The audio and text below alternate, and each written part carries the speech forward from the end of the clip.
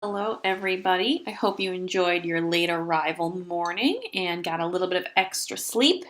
Just a few quick announcements and then we're going to dig right in. First, homework tonight, McCain 934 to 939. If you can, try to see if you can work on some review charts for chapters 15, 16, and 17 tonight. And finally, if you haven't already, grab your packets and turn to page 20 so we can start World War II. All right, yesterday we answered the first part of the question above, looking at how the Nazi totalitarian state came to be. Today, our focus is going to be on how the Nazis started the Second World War and how life in Europe under Nazi occupation changed dramatically, with an emphasis on the Holocaust. So let's get started. So, in other words, what we really have to do today is go from understanding this, which took us to the 1933 Enabling Act and the formation of the one-party totalitarian state, to looking at the world in 1942, the furthest extent of Axis power in 1942, which includes the Nazi occupation of almost all of Europe and North Africa, but also will touch on the Pacific theater of war and the expansion of the Japanese Empire. So just a quick note before we begin on page 20, you're going to see that your events are out of order for some reason. So just use arrows or notes as needed to make sure you've got the correct chronology down. So the origins of the Second World War are rooted in Nazi ideology, which we could review. So especially the ideology of Lebensraum. So this was once again the concept of living space for the Aryan people, or what Nazis believed was the master race. This dual ideology of race and space is first articulated in Mein Kampf, which Hitler writes when he's in jail after the Beer Hall Putsch. And as we went over yesterday, it drove political changes that Aryanized German society in the late 1930s once Germany became a Nazi one-party state. In the 1930s, Lebensraum was also an idea that was sort of sold and packaged to the German people as a necessity to address this demographic disaster that they saw looming. So this propaganda poster on the left is designed to educate Germans about population pressure facing the country in Germany compared to places like France or Britain. And then on the right, this reminder that German colonies were options for expansion and emigration. But of course, Nazi ideology also assumed that people living in those conquered territories would need to be cleared out of what they saw or perceived to be racially inferior people to make room for Aryan civilization, and that is Lebensraum. Therefore, Lebensraum most immediately justified the incorporation of all Aryan people into the Nazi regime, and that led to the occupation of some immediately bordering territories. Shortly after taking power, Hitler explicitly breaks the Treaty of Versailles. He remilitarizes Germany, and that aided their economic recovery, created a lot of new jobs for the production of war materials. And in 1939, he uses this new modern military to occupy the Sudetenland and to annex Austria. So if you can follow the arrow on this map here, the Sudetenland was a territory of Czechoslovakia that just bordered Germany. But we wouldn't call this expansion a conquest. Hitler justified this expansion of Germany in terms of 19th century nation-state building, essentially, arguing that peoples of these territories were true Germans. And this propaganda poster promotes the rationalization of Lebensraum, or the occupation of the Sudetenland and Austria, with the title Ein Volk, Ein Reich, Ein Führer, which means one people, one empire, one ruler, one leader. So while the international community was certainly aware and alarmed by Nazi aggression, the policy of appeasement is what ruled diplomacy of the day for a lot of reasons. So appeasement is simply defined as giving in to an aggressor's demands in order to preserve peace. And Western nations certainly wanted to do this because of the legacy of the First World War. They were being consumed by the global depression, especially in their domestic policies, trying to combat the depression. And honestly, they sort of had accepted that the Versailles Treaty was, in fact, too harsh on Germany. So a lot of world leaders felt that Hitler was justified in breaking the Treaty of Versailles, and they also felt that Nazism was actually a pretty effective defense against the spread of Bolshevism or communism, which was a great worldwide fear. Nonetheless, in an effort to confirm global security, British Prime Minister Chamberlain and Hitler met in Munich in 1938 to clarify Nazi foreign policy and desires. So Hitler guarantees Chamberlain that Germany was a satisfied power, which, by the way, is the same exact phrase that Bismarck used after taking Alsace-Lorraine from France. And Chamberlain, in turn, agreed to the Nazi occupation of the Sudetenland. However, these two quotes sort of reveal how weak an agreement this really was. So while Chamberlain flies back to London, steps off the plane, holds his press conference, and waves the agreement in the air, declaring he's secured peace with honor, peace for our time, Hitler's response was known to be this: "If ever that silly old man comes interfering here again with his umbrella, I'll kick him downstairs." So Hitler clearly had no regard for the diplomacy of Western powers. The next alarming event that leads immediately to the provocation of war is the Nazi-Soviet Non-Aggression Pact. Signed in 1939 between Hitler and Stalin, the pact was really alarming to the international community because these two guys were ideological enemies. A hugely significant reason for the success of Nazism was the demonization of Bolsheviks. And the appeasement of Hitler was partly because Nazism was supposed to be a defense against the spread of communism. So an agreement between these two definitely signaled more aggression was going to follow. The agreement itself was to allow each leader to pursue more expansion while avoiding any war between Germany and the Soviet Union. Poland, lying between the two powers, would be the first victim of this agreement. I mentioned that the Nazi-Soviet Non-Aggression Pact alarmed the world, and these propaganda posters remind us why. So both very strongly demonize the Bolsheviks as this arch enemy of the German state. But notice how these two posters also associate Bolshevism with the Jews, and that's a totally illogical association. But the purpose of propaganda is to just make repeated associations between groups and emotions, in this case the emotion of fear and the groups of Bolsheviks or communists and Jews. Propaganda like this would definitely convince Germans that Jews were a wartime enemy and justified a lot of deportations.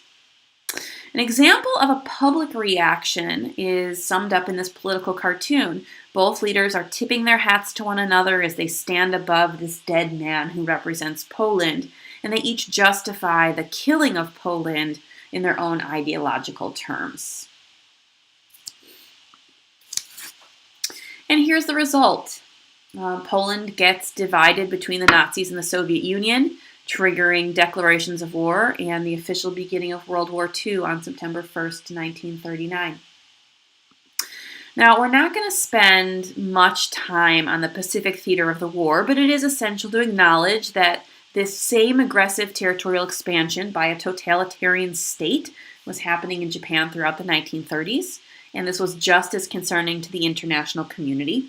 And in 1939, the Tripartite Act formalized the alliance between Germany, Japan, and Italy, or what become the Axis powers. So the war has begun, and I recognize that we could spend a week or more studying Nazi military tactics and occupation strategies, but we will just have to go with the quick version. So between the invasion of Poland in 1939 and 1942, the Nazis conquered pretty much all of Europe and North Africa for very straightforward reasons. They were a highly militarized society with really cutting-edge war tactics.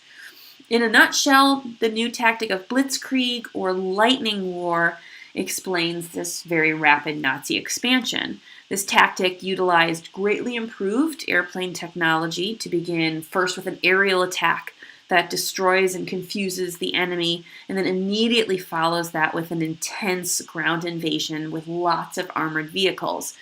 Blitzkrieg brings down Poland in just a matter of weeks, and it was just as effective in Western Europe. Because of the Non-Aggression Pact between Hitler and Stalin, the swift conquest of Eastern Europe could be followed by a very swift conquest of Western Europe. So within just 1940, the Nazis went ahead and conquered the Netherlands, Belgium, and France. However, only northern France was under the direct occupation of the Nazis. So as you can see on this map over here in the lower right, France is divided by this east-west line, south of which was an independent government known as Vichy France. And we're going to look more at Vichy France on Monday, but it was in fact in collaboration with the Nazis under its leader, Marshal Pétain. So it wasn't truly a free government of France. On Monday, we're also going to talk a bit more about the failed Nazi attempt to invade Great Britain, or the Battle of Britain, which sort of stops Nazi expansion in Western Europe. For now, let's end with the 1941 invasion of Russia, which breaks the non-aggression pact and causes Stalin to join the Allies. And this reopens very heavy fighting on the Eastern Front. But at this point, the Nazis have pretty much expanded to their furthest extent. Similarly, the Japanese Empire continued its campaign of expansion throughout Southeast Asia and the Pacific, and this includes the bombing of Pearl Harbor. That brings the United States into the war, and it formalizes the alliance between Great Britain, the United States, and the USSR. And with the help of Canadians and colonial troops and resistance fighters across Europe, this forms the Allied powers. So now we've arrived at the state of the world in 1942, represented by this map. And here's what the full Nazi occupation of Europe looks like, which is pretty daunting. Looping back to the concept of Lebensraum, we can now pause the military conflict in 1942 and look at the Nazi New World Order that they were trying to build and how Hitler attempted to achieve the ideals of a Nazi society and make them a reality across Europe. As this map shows, throughout conquered territory, the Nazis tried to systematically Aryanize Europe through a network of ghettos, work camps, and eventually concentration camps and death camps that corresponded to Nazi racial ideology and this racial hierarchy. This had already been done pretty effectively within the traditional borders of Germany even before the start of the war. So yesterday we put the Nuremberg Laws of 1935 on our timelines, and that was a really significant legal turning point in the Nazi totalitarian state. The Nuremberg Laws were a reconstruction of German citizenship based on sort of a 19th century social Darwinist concept of race. And charts like this, they make policies seem scientific, just like how Nazis measured the shapes of people's heads or the shapes of their noses to try to identify their racial origins. Measurements and charts make things seem scientific, and therefore they make things seem real. But none of this is considered scientifically sound today. So this chart in particular outlines the ways in which the Nuremberg Laws defined Aryan by determining the amount of Jewish blood an individual could have. So non-Aryans were stripped of citizenship, the right to own businesses, have bank accounts, the right to marry. They had to start identifying themselves with Jewish stars or other labels, so they couldn't blend in with mainstream Aryan society. The Nazis also used a massive propaganda machine to demonize the Jews so that these measures were accepted to German society or just ignored by ordinary Germans. Jews were associated with greedy capitalists like the poster on the left, but again, they're also associated with the wartime enemies such as the poster on the right. And life was definitely getting much harder for Jews throughout Germany, in addition to other minorities. But in 1938, this was a particularly significant turning point.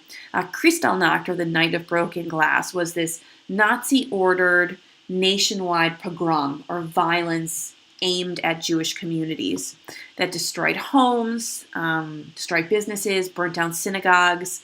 And at that point, if Jews in Germany had the means to do so, they tried to leave the country. Prior to a more systematized killing of Jews and minorities, what the Nazis tended to do was first isolate Jewish communities across Eastern Europe, those occupied territories. And they put Jews in ghettos, or these walled-off neighborhoods where Jews were forced to live. Upon entering the ghettos, they were their names were taken, but all their wealth, their land, their property, their wealth was confiscated, and that wealth was given to the Nazi state or to Aryan Germans. And the conditions in the ghettos, this one that you're looking at right here is a ghetto in Hungary, they were really deplorable. So even before the Holocaust began, Jews are dying in the ghettos from starvation and disease. And as the war went on, Jews eventually were deported from those ghettos into forced labor camps to slave for the Nazi war machine. And in the final years of the war, the Nazis implemented what becomes known as the final solution, or the systematized killing, the genocide of Jews, Roma, homosexuals, communists, or people with mental and physical disabilities. So the remainder of our time this week is going to focus on the Holocaust, and like all other times we study this, we do so seeking to answer this question of how do we prevent another genocide? And there's two possible answers to this. The first is that we have to build human empathy, or an understanding that as human beings we all share the same basic desires to live and to thrive and to see our loved ones do the same. When learning about the Holocaust, this means taking the perspective of victims to desire that this would never happen to anybody else again. And my guess is that this has been the approach you've taken to studying the Holocaust in the past, both in and out of school. Maybe you watched movies like The Boy in the Striped Pajamas, or you've read books like Night or Anne Frank's Diary. Maybe you've had the opportunity to visit the Holocaust Museum in Washington, D.C., or the one in Skokie. Those are amazing experiences. Maybe you've even visited a concentration camp like Auschwitz or Dachau in Poland or Germany. Those have been made memorials to the victims. If you haven't yet had an opportunity to hear a survivor speak, make an effort to do so in the next few years, because they're just getting older and age is taking away the opportunity to do that. This approach is absolutely essential, it's important, and it's moving, but a second approach to preventing genocide has to be one that's also historical.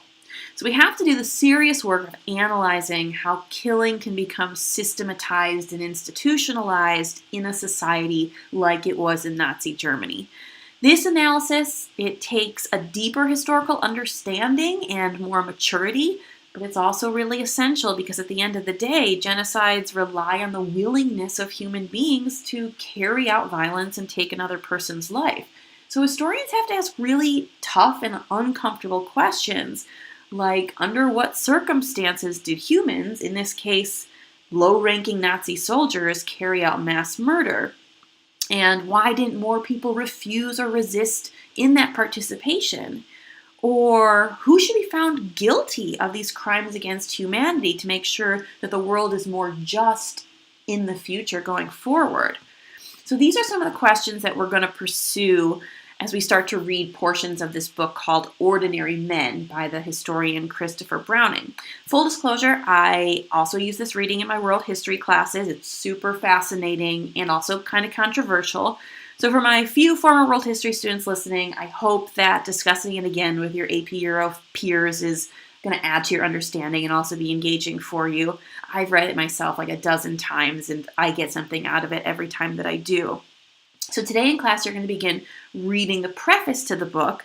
And so for history books like this, the purpose of the preface is for the historian to lay out the question he or she wants to address and present the methodology used to address that question.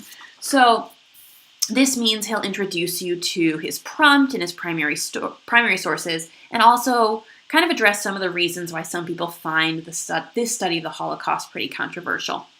And then tomorrow, we'll finish the preface, and then we're going to read one chapter that presents some of Browning's findings about the Nazi regime and the man who carried out genocide. So I hope you find this reading really interesting and engaging and meaningful to your understanding of the Holocaust. And I look forward to discussing it with you tomorrow.